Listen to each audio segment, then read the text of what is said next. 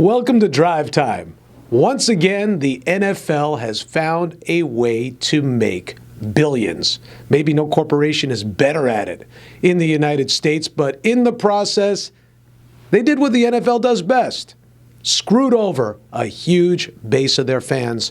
And in this instance, Jenna, I'm talking about the way they gave the shaft to the people of St. Louis. You and I talked about this before the show today, and what owner Stan Kroenke did, essentially throwing those people, those fans, out to dry, and meanwhile coming up with this elaborate plan for moving the team from St. Louis, which they've called home since 1995. I know they had some history in L.A. They had some long history in L.A. there, playing at the Coliseum, also playing in Anaheim, but bringing them back to L.A., and that's just not sitting well with fans right now. And truth be told, I don't think you should be allowed to pick up a team. I know that you've had 30 for 30s about this before, about teams leaving in the middle of the night. Yes, I'm talking to you Colts fans. I feel for you very much so. What happened with the Browns fans years ago? I don't think you should be able to do that anymore. In this day and age, in this NFL, in this climate that we are in right now, even with the economy as it is, which it's gotten a little bit better, you should not be able to take a team and take it from one state and move it halfway across the country. It's just not fair to the fans. And in this case, it's just a blatant money grab. In fact, the NFL had a relocation committee looking at all of the different Los Angeles scenarios. By the way, it's not like everybody in Los Angeles is clamoring to have a football team either. It's Carson City, you've got Inglewood. It's all about the dollars. Some of the people in LA don't want the Raiders to come in, and they've actually had protests that they formed because they don't want that fan base coming in. Yeah, and you can't blame them. They got enough gangs in Los Angeles anyway. But the relocation committee, in a 5-1 vote, said, you know what? It would make the most sense for the Chargers and Raiders to play in Carson.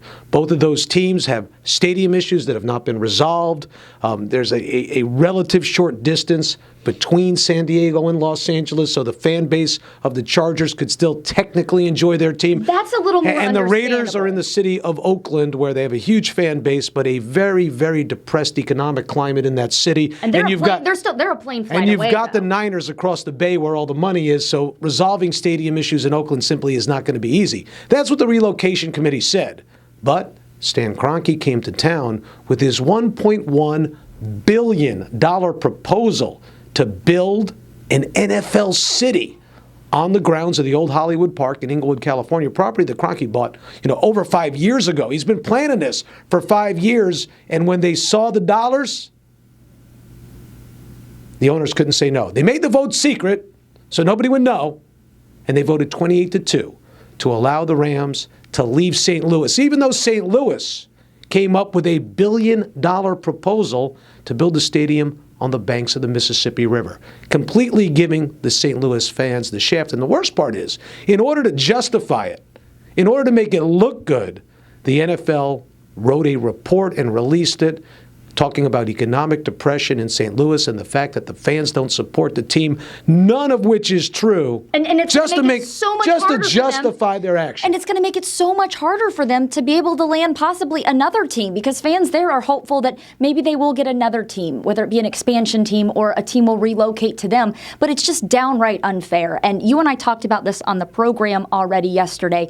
Everything that St. Louis has been through, very short proximity from St. Louis to Ferguson, and the people that live there, a lot of people are still recovering socially. A lot of their businesses are still boarded up. They're just trying to get things back together. That city has been in ruins, and obviously it was the subject of so much reporting nationwide and so much negative attention. I can't imagine what it was like for people that were living through that. But I do know this. Football, NFL football, is a beacon of light for some people. It's also a unifier, too. You may see someone that has a different skin color from you, but guess what? They're wearing a Rams cap, so are you. You instantly have something in common with that person. I've seen it so many times in professional sports. It can also be a divider, too, if you're wearing a Rivals hat. But you automatically feel a connection to that person, and I think that does such a great job for helping break down barriers. And I also think, too, on Sundays, no matter what's going on in your life, and even if your team doesn't perform that well, it's a great distraction for about 4 hours each week. I feel for those people more than anything, and I had so many of them reach out to me last night on social media after it was announced, the vote, and I just really, my heart goes out to them. It really does. I spent 2 years doing sports radio in St. Louis. I know those fans. They're passionate football fans. They support their team. They deserve better. And once again, the NFL got the dollar signs. They took the ball and ran. But guys, City of St. Louis and their fans, they deserve better than that. And you owe them something.